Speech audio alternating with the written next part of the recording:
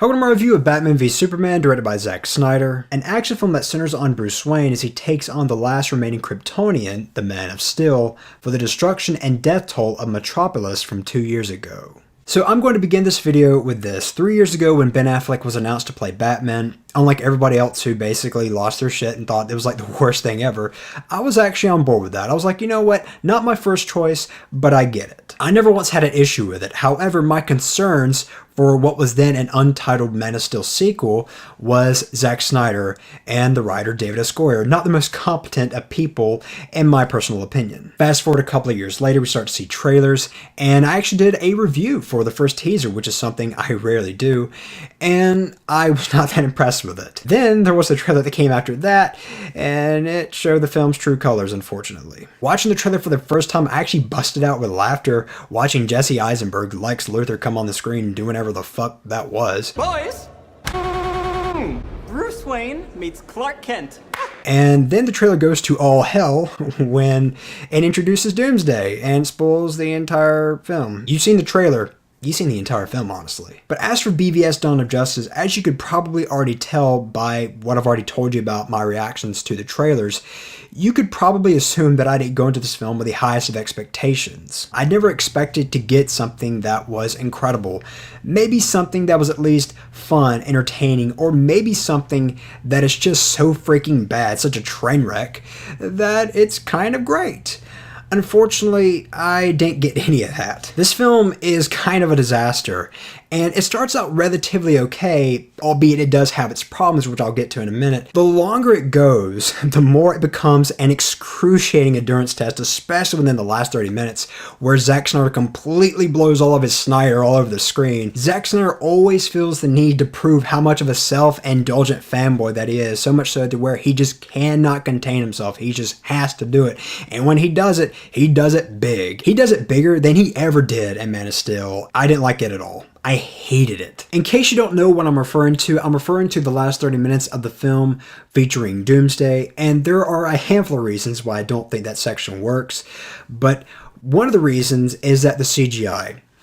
I don't think the CGI is terrible, but by no means is it convincing. Besides him looking like any other computer-generated monster from something like The Hobbit or TMNT, both films don't have the greatest of CGI in my opinion, he's just there to cause destruction, to give something for Batman and Superman to team up against. And the CGI itself, overall, not just Doomsday, but altogether, is kind of weightless. It does seem to lack physics, dimension, a little bit of authenticity, which is kind of my problem with CGI in general, so it's not just this film. Now, I stated earlier that the first half of the film is better than the second half, and I also stated that the first half has its problems as well. The biggest one being that it's kind of disjointed, meaning that the film kind of jumps from scene to scene. It reminded me of Watchmen when I was watching it in the theater, how I felt as if I was still watching the YouTube clips, but being projected on a bigger screen. Batman v Superman is no exception, and it feels like there were scenes that were omitted in the film, which makes the scenes that remain lack a little bit of context, and it kind of makes for a somewhat incoherent experience. In other words, it just feels like a collection of clips. Another problem that this film has is just a hint of TMSGO, which means too much shit going on. And what I'm referring to is the whole side plot with Amy Adams, who plays Lois Lane, and I thought her whole side plot could have been cut out altogether. It's pretty useless. Speaking of characters, I might as well talk about character motivations, and there are a couple that I think are kind of awkward, especially Batman's. Now, I get why he wants to take on Superman, because of the destruction in Metropolis. And I feel like it's kind of Zack Snyder reacting to, or his response to the criticisms that Man of Steel got towards the end, how it basically became an explosion fest. It was basically Superman charging at Zod through all those buildings, gas stations, killing a shit ton of people in the process. So I get why Batman is a little angry, and he does do a little bit of detective work to find out a thing or two about Superman. But my problem is that the movie makes him a complete hypocritical idiot. He's supposed to be the world's greatest detective, and they do showcase that in the film in certain ways. And being the world's greatest detective, you would think that he would be able to see that Superman, yes, being a super being, this godlike figure, somebody who could pose a threat but doesn't, somebody who actually did save Metropolis more than destroy it. I mean, yes, he did help with the destruction, but he also did save it from Zod. You would think that Batman would be able to kind of figure that out. Batman is very analytical, and he rarely goes into a fight not knowing pretty much everything there is to know about that person. So I think it goes without saying that the fight between Batman and Superman, albeit that it does look pretty cool, is kind of unnecessary and pretty damn avoidable. And in other words, it felt kind of forced. Oh, and here's the gigantic gaping hole in the argument with Batman going after Superman. Superman in Man of Steel, collateral damage, right? Batman in this film straight up, I'm not kidding, he straight up murders people intentionally, whether it be by gun, which is something Batman doesn't do, he doesn't use guns, or by just killing people with his Batmobile. And I'm going to tell you, the only reason why that's in the film is because Zack Snyder just wanted to watch Batman hold a gun and blow some shit up. As for Ben Affleck as Batman, I like him a lot, and I think he has a lot of potential at being a great Batman. And I cannot wait to see what he does when he takes over Batman, does that standalone film as he directs and stars in it, because he is a far better director than Zack Snyder will ever dream of becoming. And I'm very confident in saying that because Ben Affleck is a great filmmaker. The problem here is that he's not really given anything to do other than just look cool. And he does look pretty freaking cool. Initially, I wasn't the biggest fan of the costume, but since then, I've grown to kind of love it. The emblem, although it's a tad too big for my taste, I get why some people would love it. And as far as the ears go, I do prefer the longer ears, but since then, I think the ears look kind of cool. I like the costume a lot. But as for the mech suit, I still think it looks silly. Now, way back, I mentioned character motivations, and the other that I was referring to was indeed Jesse Eisenberg's character, Lex Luthor. And he too was going after Superman. And I never got why he was doing it. I'm not going to go into detail because I don't want to spoil something that hasn't already been spoiled by the trailer, but to me, it never really made much sense other than just to give the movie a villain, other than maybe Batman. And people have been saying that Jesse Eisenberg is portraying Lex Luthor as if he's playing him like the Joker, but the only thing I really see that is Joker-esque about his character are maybe his motivations, because maybe he's just somebody who wants to watch the world burn. But as for the performance itself, it's very Riddler. I mean, really, the only things that were missing were the green clothes, the cane, and of course he never did say riddle me this, which is something I was kind of hoping he would say just for the hell of it. However, the question being whether he's good or bad, I actually thought he was good. I mean, hell, the guy was irritating, and that's the way the character is supposed to be. So in that regard, he did a great job. Another performance that I want to mention is Henry Cavill, who of course plays Superman.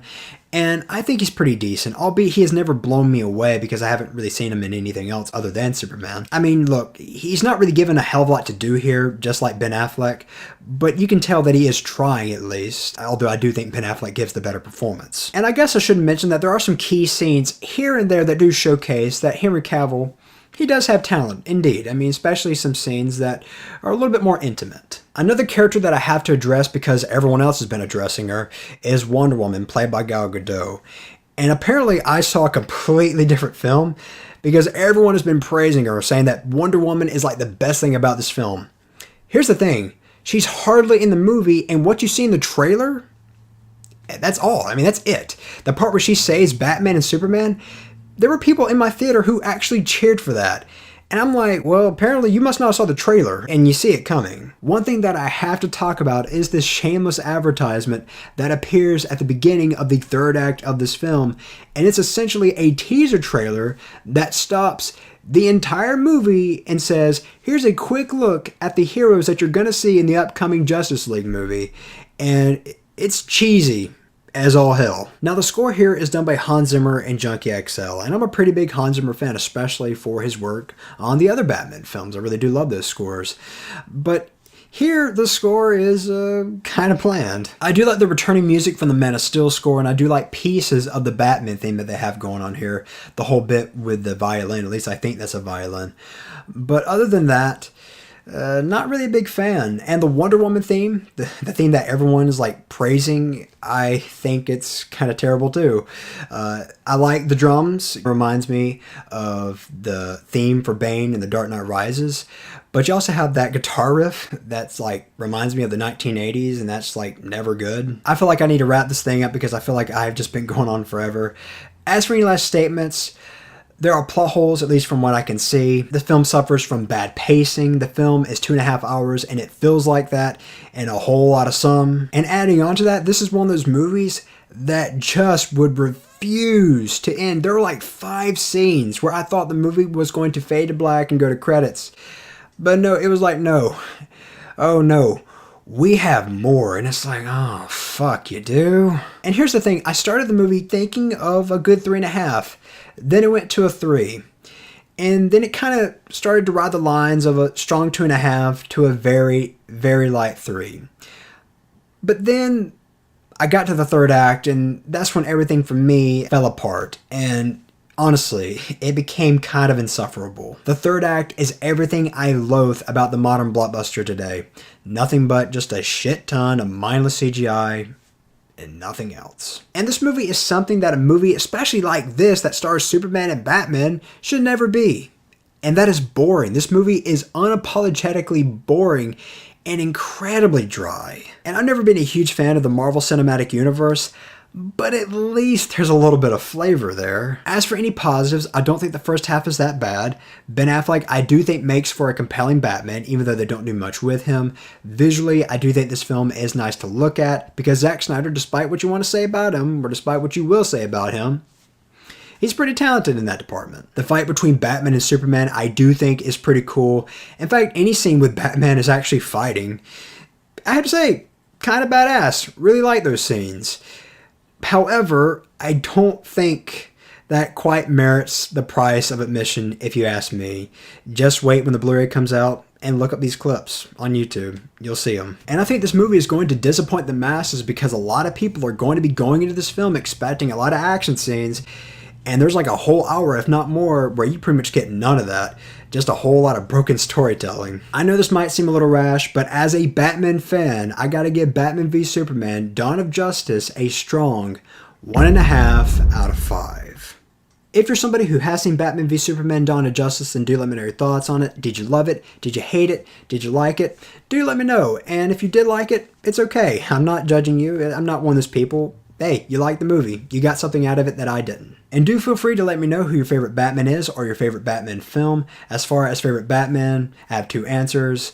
It's Christian Bale and, of course, Kevin Conroy. And as far as favorite film, doesn't even need to be said. It's, of course, The Dark Knight. As always, I'm Colin Kirkland, and thank you so much for watching.